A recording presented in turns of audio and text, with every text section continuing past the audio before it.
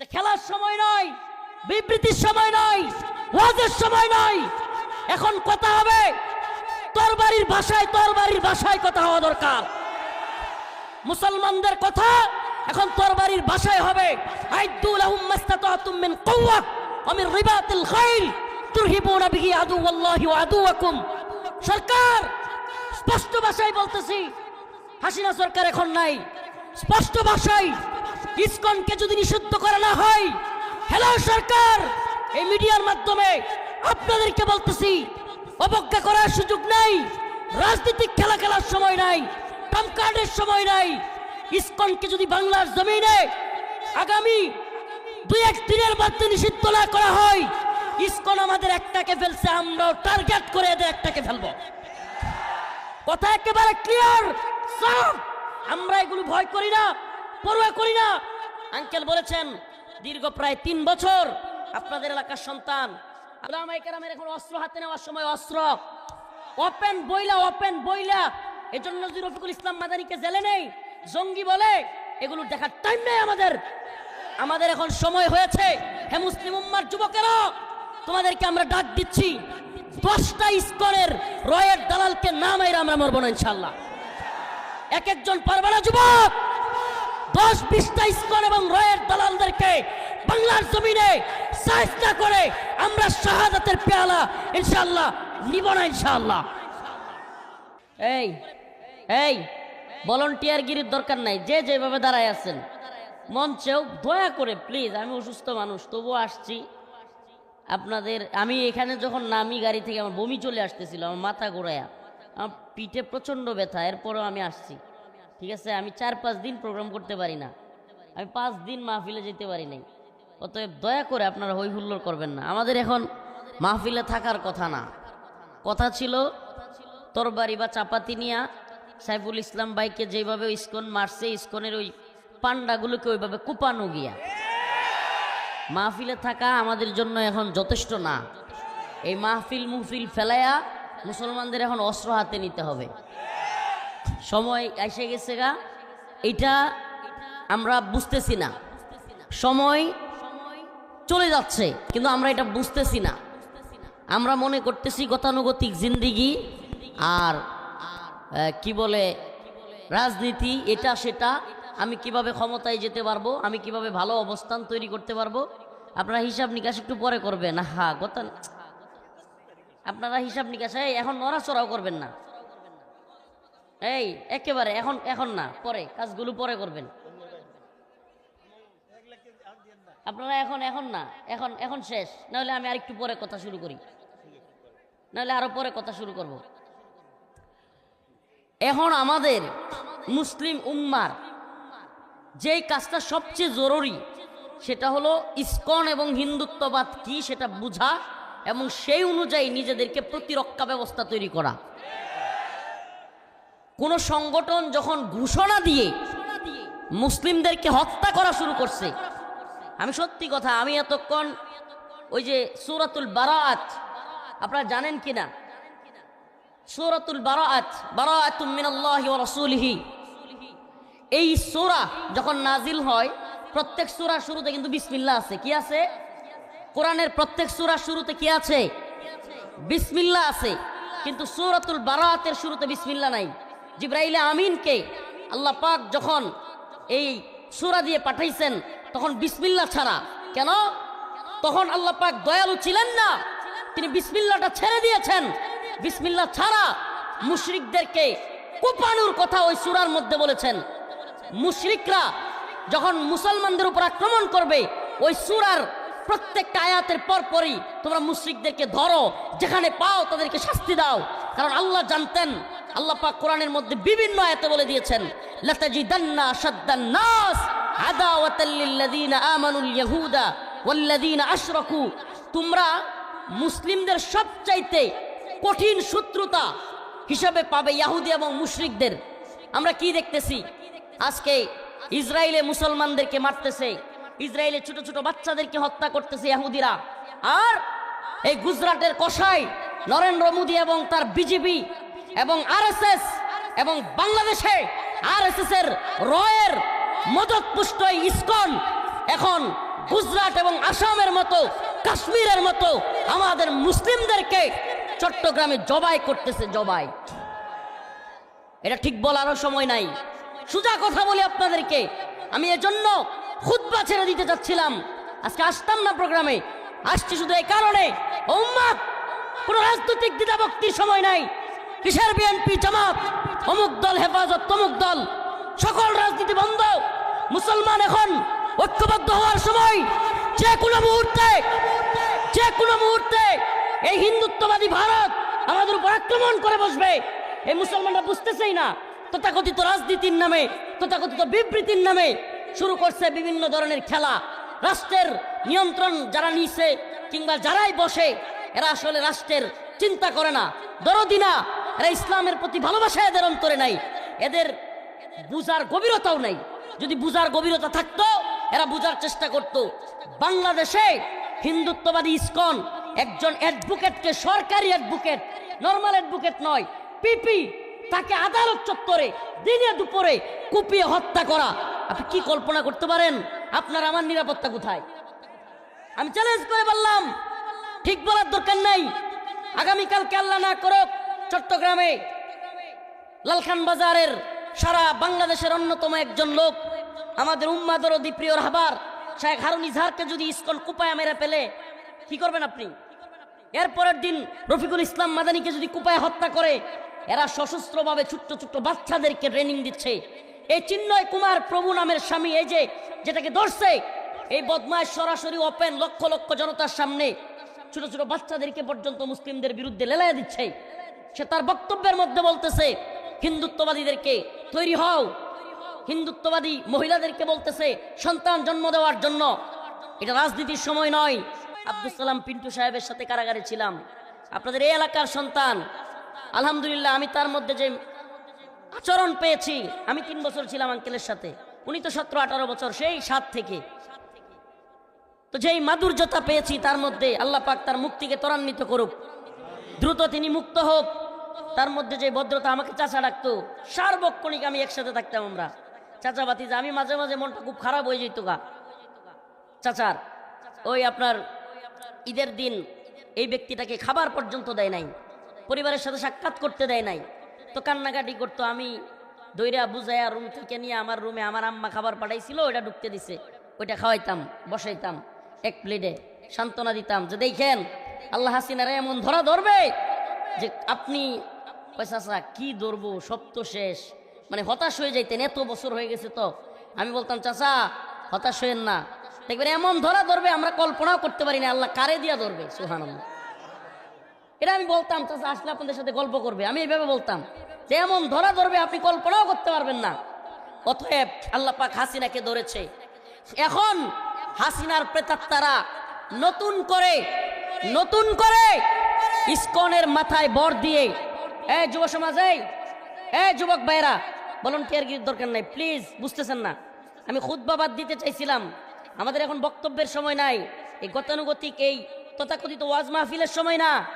কি শুরু করেছে এরা বাংলাদেশকে গুজরাট এবং কাশ্মীর বানাতে চাচ্ছে, বিভিন্ন এলাকায় উস্কানি দিচ্ছে হিন্দুত্ববাদীরা। হাসিনা গেছে তাদের পুতুল, এখন মাথা খারাপ হয়ে গিয়েছে।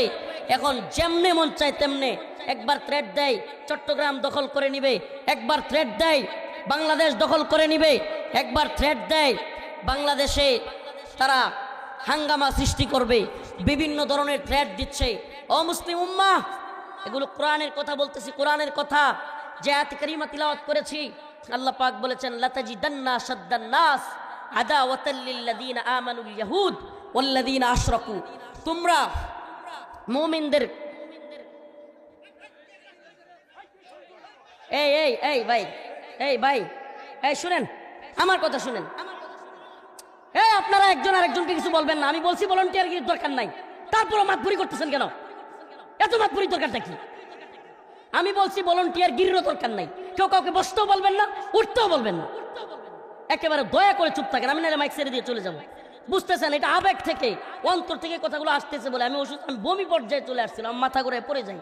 এই মুহূর্তে আমি আপনাদের প্রোগ্রামে আসছি, দয়া করে প্লিজ আমাদের মুসলিমদের অবস্থানটা বোঝার চেষ্টা করেন। ফাটল তৈরি করার সুযোগ নাই। নিজেরা কিসের ঝগড়া করেন মিয়া? ভারত হামলা করার প্রস্তুতি নিচ্ছে, বাংলাদেশে হামলা করার প্রস্তুতি নিচ্ছে। নাউজুবিল্লাহ। আপনি কল্পনাও করতেছেন না।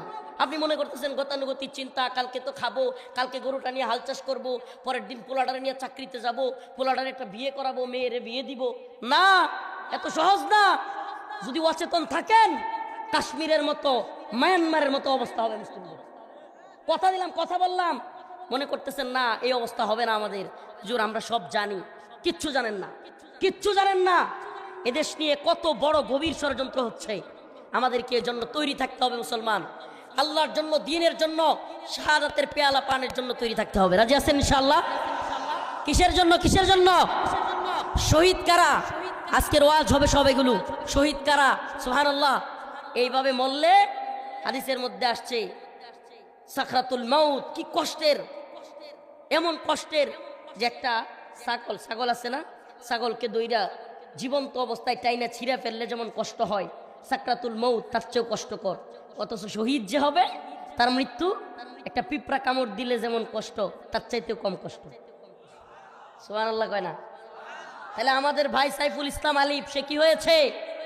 শহীদ হয়েছে। আমার ভাই সাইফুল ইসলাম আলিফকে যারা শহীদ করেছে, এই সমস্ত গুন্ডা পান্ডাদেরকে চিহ্নিত করে অনতিবিলম্বে গ্রেফতার করতে হবে। শুধু গ্রেফতার নয়, ইসকনকে বাংলাদেশ থেকে নিষিদ্ধ করতে হবে। ইসকনকে নিষিদ্ধ না করা হলে, কথা দিচ্ছি, আল্লাহ মাফ করুক, আমরা হাসিনার আচরণটাই এই সরকারের সাথে করব। আর হাসিনার আচরণটা যদি এরাও আমাদের সাথে করতে চায়, পারলে করুক, কিছুই যায় আসে না। কিন্তু ইসকনকে বাংলাদেশ থেকে নিষিদ্ধ করতে হবে। ইসকনকে দিয়ে বাংলাদেশকে ভারত নৈরাজ্য সৃষ্টি করতে যাচ্ছে। মুসলমান ইমানদার নামাজের বয়ান, হজের বয়ান, জাকাতের বয়ান শোনার জন্য কিছু মানুষ বলবে হুজুররা ওয়াজ মাহফিলে এসে রাজনীতি শুরু করে। মিয়া, নামাজের বয়ান, হজের বয়ান আর জাকাতের বয়ান, দিন ইমানের ফরজগুলো জানবার চেষ্টা করেন। ইমান আনার পর সবচাইতে বড় ফরজ কি জানেন? অনেকে জানি না আমরা। ইমান আনার পর কালিমা লা ইলাহা ইল্লাল্লাহ মুহাম্মাদুর রাসূলুল্লাহ পড়ার পর সবচাইতে বড় ফরজ হলো নিজেদের ভূখণ্ড রক্ষা করা। কি কি কি? মুসলমানদের ভূখণ্ড রক্ষা করা, মুসলিমদের ভূমি রক্ষা করা ইমান আনার পরে সবচাইতে বড় ফরজ। এটা কিভাবে বলবেন বড় ফরজ? কিসের উত্তম? রাসূল সাল্লাল্লাহু আলাইহি ওয়াসাল্লাম 4 ওয়াক্ত নামাজ ছেড়ে দিয়েছে। কিসের জন্য? 4 ওয়াক্ত ফরজ নামাজ ছেড়ে দিয়েছে। উলামায়ে কেরাম এখানে আছেন, যুদ্ধের জন্য ফরজ নামাজ ত্যাগ করেছেন তিনি। উত্তম নয়? সবচাইতে বড় ফরজ ইমানের পরে, ইমান আনার পরে সবচাইতে গুরুত্বপূর্ণ ফরজ কোনটা? হ্যাঁ হ্যাঁ, আপনার বাড়িতেও মুসলিমরা হামলা করছে, আপনি কি ফরজ নামাজ পড়বেন নাকি হামলা থেকে আগে বাঁচাবেন? একটু ভালোভাবে বুঝেন। উত্তম নয় ফরজ মুসলমানদের জন্য ভূখণ্ড রক্ষা করা। আপনারা কি দেখেন না নিউজ? আজকে ভারতের মিডিয়া উস্কানি দিচ্ছে চট্টগ্রাম দখল করে নেবে, মামুর বাড়ির আবদার, মামুর বাড়ির আবদার এগুলো শুরু করেছে। এই সমস্ত বিষয়গুলো থেকে এবড়ো থেবড়ো হবে কথা, এত গুছালুকনো আলোচনা হবে না, গতানুগতিক ওয়াজ হবে না। বলছি ওয়াজের সময় এটা না, বলছি ওয়াজের সময় এটা না। আমাদের মন ঠিক নাই, আমাদের মনের ভিতরে আগুন জ্বলতেছে, আগুন। এখন ওয়াজ না, যদি কুপাইতে পারতাম ঠিক মতো ওই পান্ডাগুলো রে, তাইলে অন্তরটা কিছুটা হইলো ঠান্ডা হইতো। যদি আমার ভাই আলিফ, সাইফুল ইসলাম আলিফকে যারা এইভাবে কুপাইছে, ভিডিওটা দেখেন নাই? দইরা নিয়া, চাপাতি দিয়া, রামদা দিয়া, দিব্যি জনসম্মুখে কুপায়া বাংলাদেশে আদালত চত্বরে একজন রাষ্ট্রীয় পিপিকে কুপায়া হত্যা করা, যে কিনা আপনারা শুনলে অবাক হবেন, যার কাজই ছিল অমুসলিমদের ওকালতি করা। কাদের? Target killing. টার্গেট কিলিং মানে যারা হিন্দু থেকে মুসলমান হয় তাদেরকে ধর্ম স্থানান্তর করার জন্য সে কাজ করত। তার মানে কি? টার্গেট কিলিং করছে। এমনকি ওদের ফেসবুক পোস্টগুলো থেকে এগুলোই জানা যাচ্ছে। অথচ আমাদের এদেশের দালাল মিডিয়া, এদেশের দালাল মিডিয়া, সময় টিভি, অমুক টিভি, তমুক টিভি, এই অনেকগুলো দালাল মিডিয়া, 2-4টা ছাড়া মাশাআল্লাহ এটিএন নিউজ নাকি এটিএন বাংলা, এটা দেখলাম ভালো নিউজ করতেছে। এছাড়া দালাল মিডিয়াগুলো নিউজ কভার করতেছে যে হিন্দু মনে করে হামলা করেছিল দুর্বৃত্তরা, মারা গেছে মুসলমান। কল্পনা করতে পারেন? টার্গেট কিলিংটাকে অন্যদিকে ডাইভার্ট করার জন্য চেষ্টা করতেছে এই দালাল মিডিয়া, এই ভারতের দালাল, এখনো রয়ের দালালরা এই মিডিয়াগুলোতে রয়ে গেছে। আমাদের ওয়াজ যদি কোনো নেতার কোনো রাজনৈতিক লোকের ভালো না লাগলে না লাগুক, দাওয়াত দিয়েন না আমাদেরকে। তো আমাদের কথা একবার সুস্পষ্ট, এদেশের মানুষ, এদেশের জাতিকে ঐক্যবদ্ধ করা, হিন্দুত্ববাদীদের বিরুদ্ধে, ইসকনের বিরুদ্ধে, রয়ের বিরুদ্ধে, এটা আমাদের দায়িত্ব। এজন্য যদি আমাদেরকে, ইসকন আমাদেরকে মেরে ফেলে, আমরা শহীদ হয়ে যাব, আল্লাহর কাছে চলে যাব, কিন্তু এই জাতিকে আমরা ঐক্যবদ্ধ করে যাব ইনশাআল্লাহ। একজন সাইফুল ইসলাম আলিফ চলে গিয়েছে, কিন্তু আজকে গোটা জাতি এই বিষয়ে ঐক্যবদ্ধ হয়েছে। সাইফুল ইসলাম আলিফের খুনিদের বিচার করতেই হবে, ইসকনকে নিষিদ্ধ করতেই হবে। আপনারাও কি এই ব্যাপারে একমত? আপনারাও কি এই ব্যাপারে একমত? কারা কারা একমত হাত তুলে দেখান।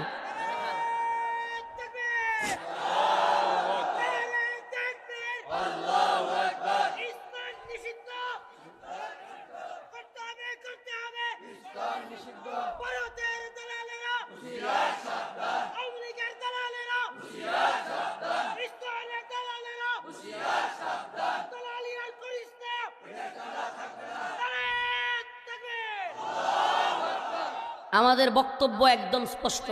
আল্লাহ পাক বলেছেন, এত বুদ্ধিজীবী হওয়ার টাইম নাই। আপনি বড় বক্তা, বড় মুফতি, বড় উপদেষ্টা, বড় শায়েখ হইতে পারেন, কিন্তু আল্লাহর কথার চাইতে আপনার কথা সঠিক হবে না। কথা সঠিক হবে কারটা?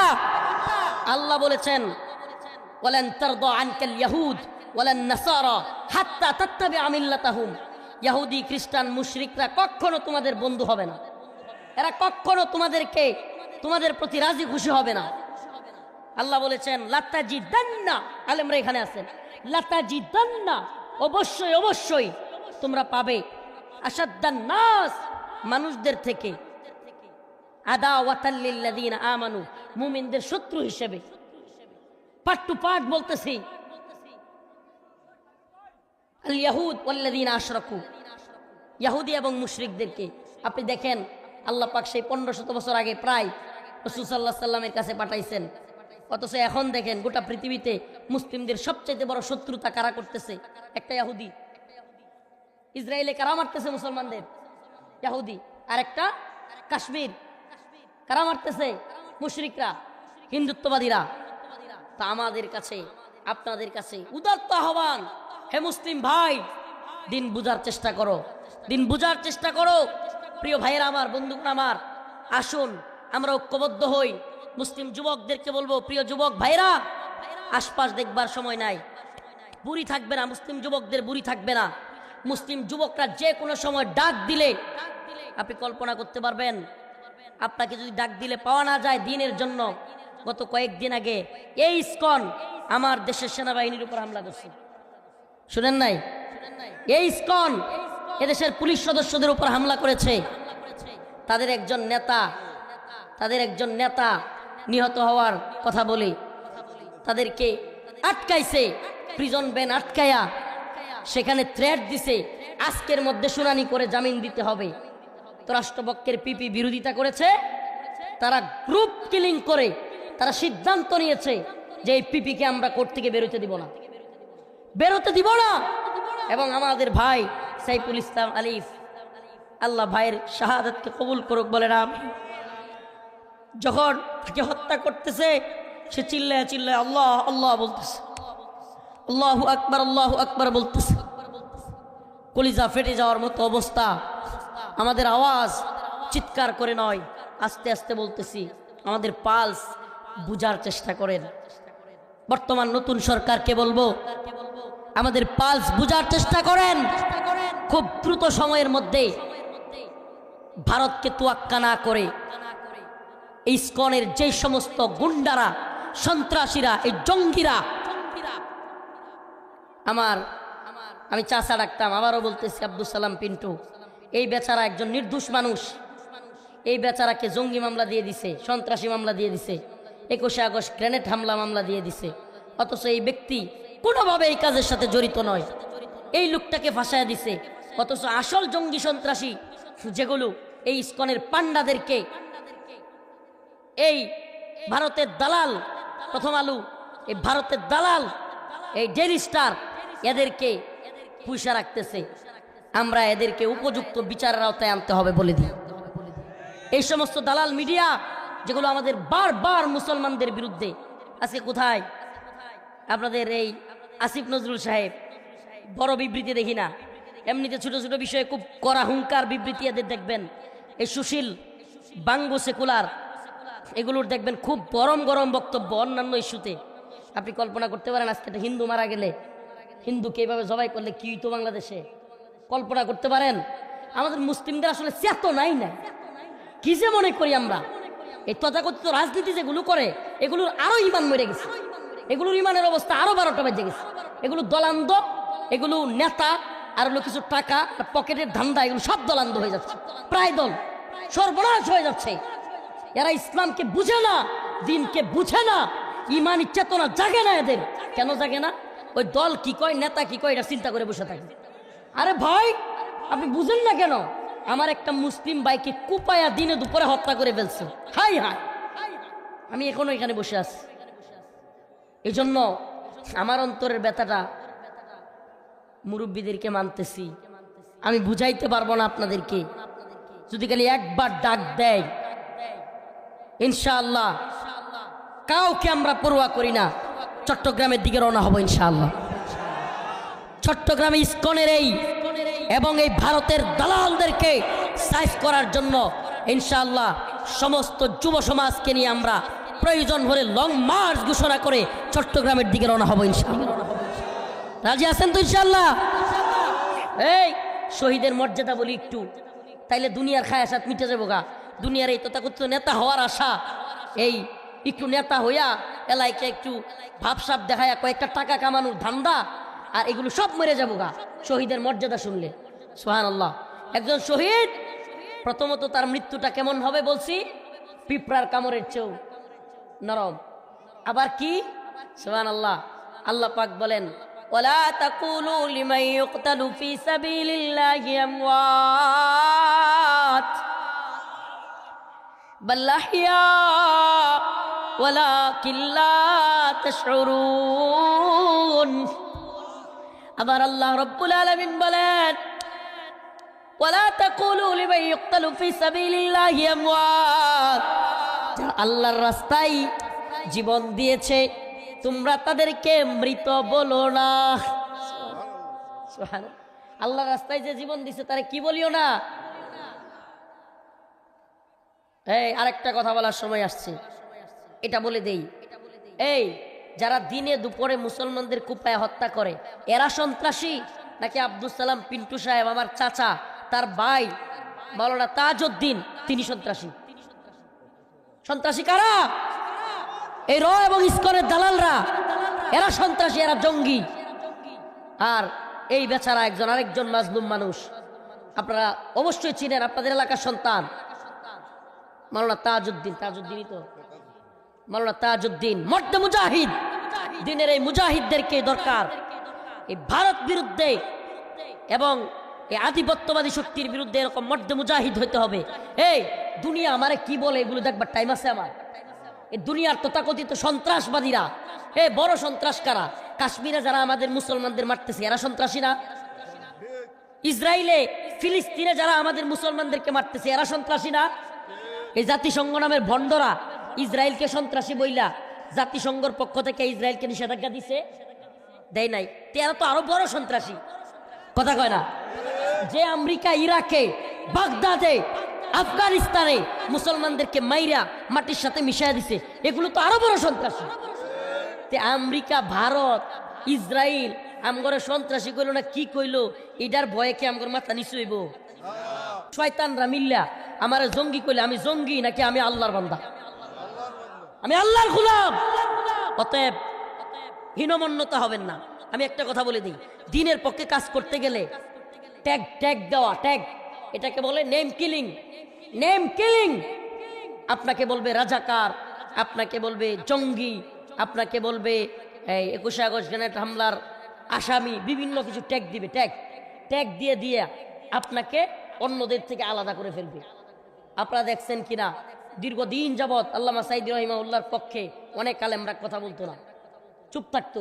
কেন? তার পক্ষে কথা বলা যাবে না, ওনাকে রাজাকারের মামলা দিছে। আরে মিয়া, এইটাই তো হলো জালেমদের সবচাইতে বুদ্ধি, সহজ বুদ্ধি, যে আমরা এক একজনকে ট্যাগ দিব, জঙ্গি বলবো কাউরে, তাইলে মাওলানা তাজউদ্দিনের পক্ষে আর কাউরে পাওয়া যাবে না। তাজউদ্দিনকে সবাই ঘৃণা করবে, আরে তাজউদ্দিন কি কাজটা করলো এসে, তাজউদ্দিন সবচেয়ে ভালো কাজ করছে, এই জন্য তাজউদ্দিনের পক্ষে বলে গেলাম, পারলে আমার একটা মামলা দিয়ে জেলে দিয়ে দে, আমার এতে কিচ্ছু যায় আসে না ইনশাআল্লাহ। মর্তে মুজাহিদেরা, এরাই দিনের অতন্ত্র প্রহরী, যারা আলেমদেরকে ভালোবাসে, যারা এই উম্মাকে জাগরণের জন্য কাজ করে। এই জালেমরা, এই সন্ত্রাসবাদীরা আমাদেরকে জঙ্গি বললো না মৌলবাদী বললো, এগুলো দেখবার টাইম আছে তোদের? প্রিয় ভাইরা আমার, আল্লাহ পাক বলেছেন ওয়ালা তাকুলু লিমান ইউকতালু ফি সাবিলিল্লাহ। আজকে আপনারা জানেন আমার ভাই সাইফুল ইসলাম আলিফের জানাজা হয়েছে, তাকে গোসল পর্যন্ত করাইতে হয় নাই।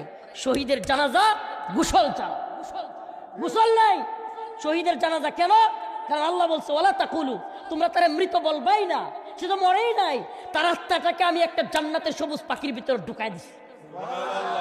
আল্লাহ নিজে বলতেছে আমি তার আত্মাটাকে কি করছি, জান্নাতের একটা সবুজ পাখির মধ্যে ঢুকাই দিছি, আর সে দুনিয়া থেকে যাওয়ার সাথে সাথে জান্নাতের মধ্যে উঠতেছে, যেমন চায় খাইতেছে। সুবহানাল্লাহি ওয়া বিহামদিহি।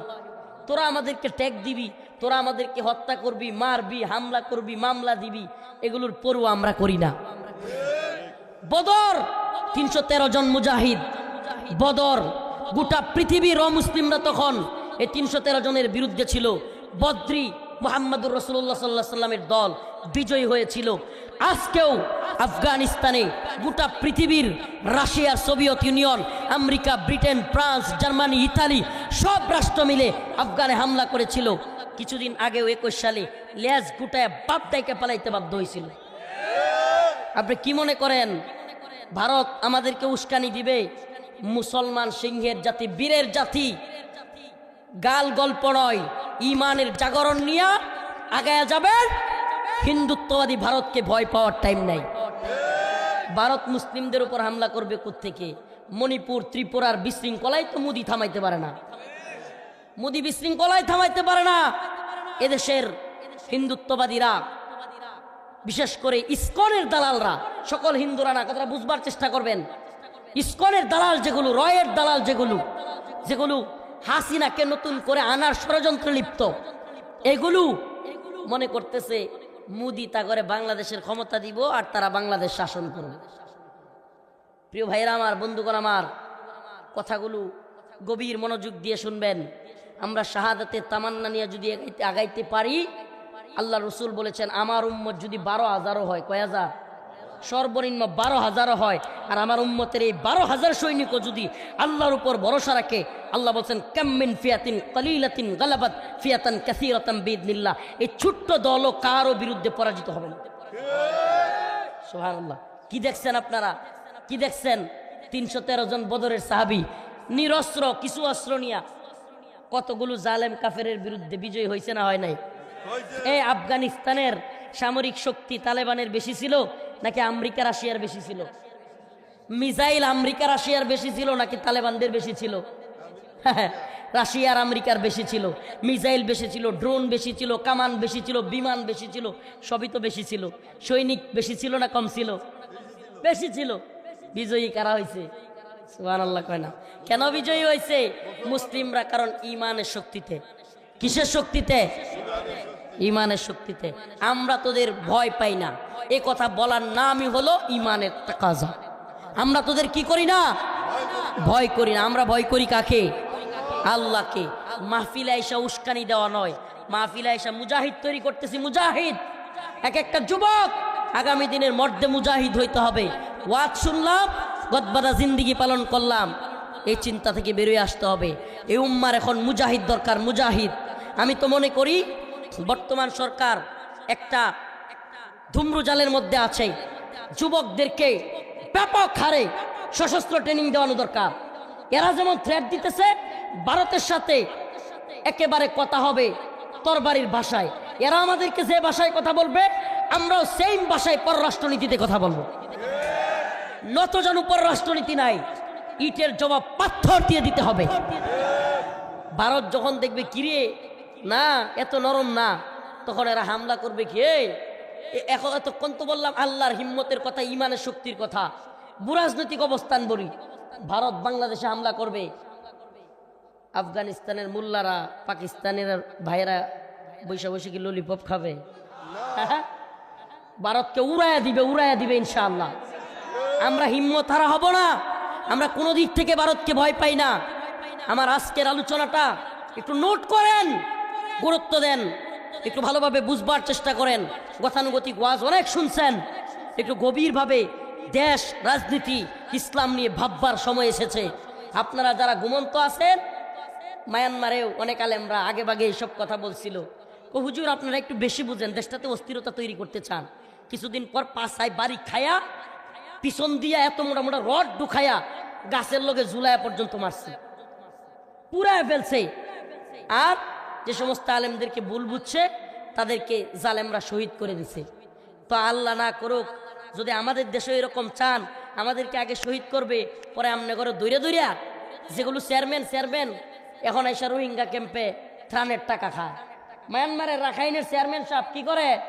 একটু গুস্তের জন্য, ত্রাণের জন্য সিরিয়ালে দাঁড়ায়। আপনিও যদি মনে করেন আরে হুজুর অস্থিরতাটা তৈরি করিয়েন না, আমি সামনে নির্বাচন করে একটু নেতা হব, তোমরা নেতা হবে, নেতা হওয়ার সব রাস্তা বন্ধ হয়ে যাচ্ছে। আপনি বুঝতেছেন না। উম্মাকে জাগ্রত করেন, উম্মাকে ঐক্যবদ্ধ করেন, তথাকথিত রাজনৈতিক ট্রাম্প ভারত প্রীতি বন্ধ করেন। এই দেশে যে কোনো দল থাকুক, যখনই ক্ষমতায় থাকুক কিংবা আসুক, আমাদের কথা একবারে ক্লিয়ার, ভারত আমাদের বন্ধু নয়, ভারত আমাদের সবচাইতে বড় শত্রু। এই কথাটাকে ক্লিয়ার করে তারপরে আপনাদেরকে এদেশে রাজনৈতিক বক্তব্য দিতে হবে। ভারত কত বড় শত্রু দেখেন। আমাদের দেশ থেকে আমরা আমরুপালি দেই, আমাদের দেশ থেকে আমরা টনকে টন ইলিশ দেই, আমাদের দেশ দিয়ে আমরা ট্রানজিট দেই, বাংলাদেশ দিয়া গ্যাস, এরপরে কি কয় ওই যে আমরা এই রেল কিছুদিন আগে রেল লাইন দিয়ে দিছে, সব দেই। আর আমাদেরকে এরা কাঁটাতারের সীমান্তে আমাদেরকে গুলি করে লাশ উপহার দেয়। কথা সত্য না মিথ্যা? এই যে লাশ উপহার দেয়, তারপরেও ওই ভণ্ডগুলো বলতো স্বামী স্ত্রীর সম্পর্ক, বলতো কি বলতো না? আল্লাহ এই ভণ্ডদের থেকে আমাদেরকে রক্ষা করেছেন, সবাই বলেন আলহামদুলিল্লাহ। আল্লাহ এই ভণ্ডদের থেকে রক্ষা করেছেন। এই ভণ্ডরা সীমান্তে কাঁটাতারে লাশ ফেলে রেখে এদিকে স্বামী স্ত্রীর বন্ধুত্ব, রক্তের সম্পর্ক, এটা সেটার গাল গল্প শোনাইতো। আল্লাহ পাক এই দালালদেরকে তাদের মামুর বাড়িতে পাঠিয়ে দিচ্ছে। আলহামদুলিল্লাহ বলেন। আমি নতুন প্রজন্মের যুবকদেরকে স্বাগত জানাই। আলহামদুলিল্লাহ, এই উম্মার যুবকদের মধ্যে এই জালেমদের বিরুদ্ধে ঐক্যবদ্ধ একটা মুসলিমদের জাগরণী শক্তি তৈরি হচ্ছে। আলহামদুলিল্লাহ, এটি শুকরিয়ার বিষয় যে হিন্দুত্ববাদী ভারতের বিরুদ্ধে আমাদেরকে জাতিকে যেই বিষয়ে ঐক্যবদ্ধ করা দরকার সবচাইতে জরুরি, এটা হলো বর্তমান বাংলাদেশের হিন্দুত্ববাদী থাবা। এটা ভয়াল থাবা, ভারতের থাবা। এই রয়ের ষড়যন্ত্র, সে 1971-এ তথাকথিত স্বাধীনতার নামে দেশটাকে ভারতের দখলে নেওয়ার যে প্ল্যান, সেই সময় তাদের দেশের যে প্রধানমন্ত্রী ছিল গান্ধী, সে ভারতের পার্লামেন্টে দাঁড়ায়া বলছিল 1000 সাল কা বদলা লে লিয়া। বাংলাদেশ পাকিস্তান যুদ্ধ হয়েছে, বাংলাদেশ জিতছে, আমাকে বলেন বিজয়ী হয়েছে তারা, ভারত বিজয়ী, এবং বাংলাদেশের যে পাকিস্তানের সেনাবাহিনী যে অস্ত্র গিয়া সমর্থন করছে, এটাও কাদের কাছে? ভারতের কাছে, ভারতের সেনাবাহিনীর কাছে। এবং তারা সংসদে দাঁড়ায় বলতেছে 1000 সাল কা, এটা একটু না বললে অনেকে বুঝবে না, বদলা লেলিয়া। এটার মানে কি? তৎকালীন প্রধানমন্ত্রী ভারতের সেই কথা বলে কি বুঝাইতে চেয়েছিল? এই কথা বলে বুঝাইছে প্রায় 1000 বছর মুসলমানরা ভারতবর্ষ শাসন করেছিল। কি করেছিল?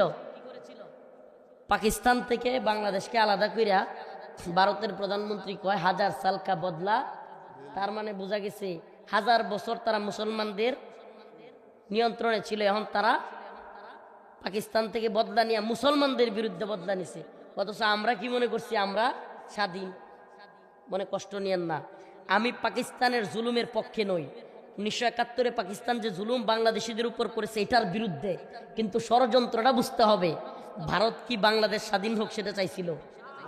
এই কথাটা যারা না বুঝে, এই আওয়ামী লীগ নামের গান্ডুগুলো এখনো পর্যন্ত রাজনীতি বুঝে না। এই গান্ডুগুলো পাকিস্তান থেকে বাংলাদেশকে আলাদা করছে ভারত, ভারত বাংলাদেশে বৈশা বৈশা আমাদের মাথায় বৈশা বৈশা কাঁঠাল খাবে। কাঁঠাল খাইছে কি খায় নাই? এখনো পর্যন্ত বাংলাদেশে এমন কোন রাজনৈতিক দল নাই যারা ভারতকে ডিঙ্গায় কথা বলে। নাই। কেন তৈরি হয় নাই?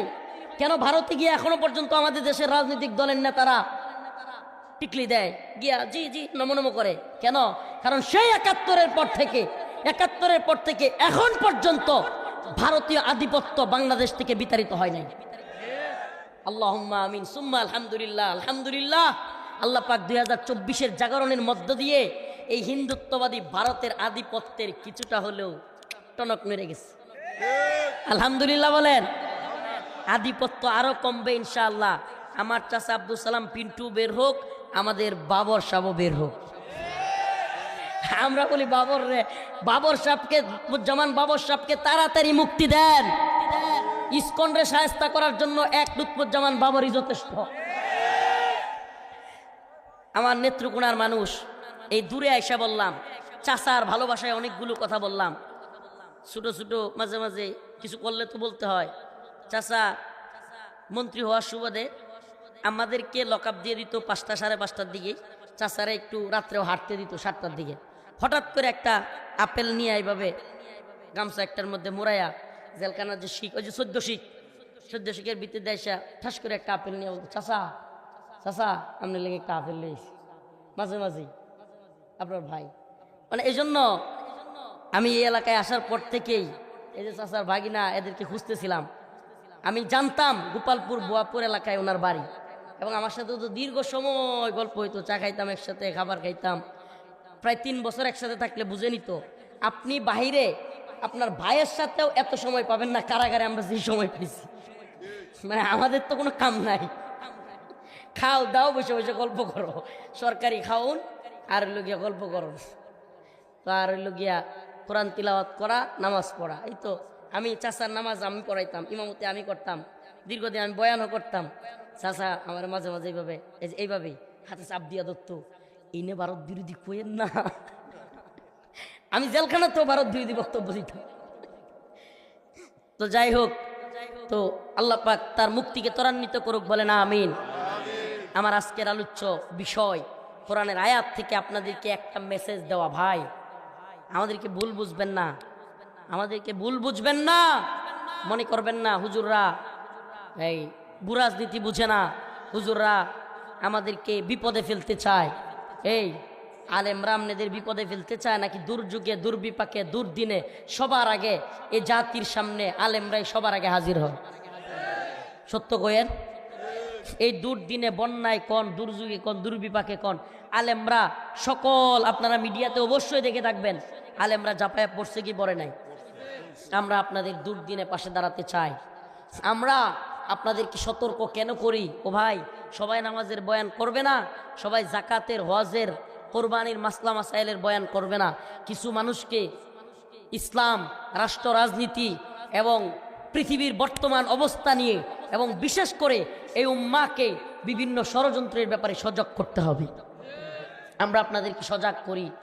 আপনি কল্পনা করতে পারবেন না, এই ইসকন যখন আওয়ামী লীগ সরকার, হাসিনা এবং তার প্রশাসন এদেশের আলেমদেরকে বন্দি করছে, এদেশের ছোট ছোট ছাত্রদেরকে গুলি করে হত্যা করছে, আপনারা কি কোনোদিন শুনছেন ইসকন আওয়ামী লীগের বিরুদ্ধে কোনো ধরনের আন্দোলন করছে? তাইলে হাসিনা যাওয়ার পর থেকে কই থেকে ইসকন আইলো? এত লক্ষ লক্ষ মানুষ নিয়ে রংপুরে সমাবেশ করে, চট্টগ্রামে সমাবেশ করে, সরকারকে হুমকি দেয়। কাহিনী কি বুঝতে বাকি আছে? কাহিনী কি? কাহিনী একটাই, দিল্লির গোলামি। দিল্লি এখন তার দালাল আওয়ামী লীগ ছিল, হাসিনা ছিল, এগুলো ধ্বংস হয়ে গেছে গা, এখন নিজেরাই লেগে বসছে। আমরা বলি আওয়ামী লীগ দিয়া পারো নাই, হাসিনা দিয়া পারো নাই, ইসকন দিয়া পারো নাই, ইনশাআল্লাহ মুসলিমদের বিরুদ্ধে নামলেও পারবা না ইনশাআল্লাহ। বিজয় মুসলমানদের হবে ইনশাআল্লাহ। বিজয় কাদের হবে? শুধু একটা কাজ করতে হবে, চোর ঘরে চুরি করে যদি গৃহস্থ, আমাদের দেশে তো গৃহস্থই কয়, কি কয়? মালিক যদি খালি সজাগ থাকে তাইলে আর সুরের খাওয়া নেই। এই কাজটা আপনারা করবেন। আজকের আলোচনায় শেষ মেসেজ এটাই, আমরা যদি ওদের চুরি বুঝে ফেলি তাইলে এরা ব্যর্থ, আমরা সাকসেস। আমাদেরকে ওদের চুরিটা, ওদের ষড়যন্ত্রটা বুঝতে হবে। এরা বর্তমানে চাচ্ছে বাংলাদেশের মধ্যে ফাটল তৈরি করতে। আলহামদুলিল্লাহ উম্মার জাগরণ তৈরি হয়েছে। আমি বলি ভাই, দয়া করে ভাই, ইসলাম আগে, আপনি রাজনীতিটা রাজনীতির জায়গায় রাখেন, আপনার ধর্ম আগে, বিশ্বাস করেন। কবরে গেলে, আমি আগে একদিন ওয়াজটা করছিলাম, আজকে আবার বলি, কবরে গেলে মুনকার নাকির প্রশ্ন করবে না, what is your team? Awami League, BNP and Jamaat বলবে? মুনকার নাকির প্রশ্ন করবে যে আপনার দলের নাম কি? বিএনপি, জামাত, হেফাজত? এটা জিজ্ঞেস করবে? জিজ্ঞেস করবে তোমার ধর্ম কি?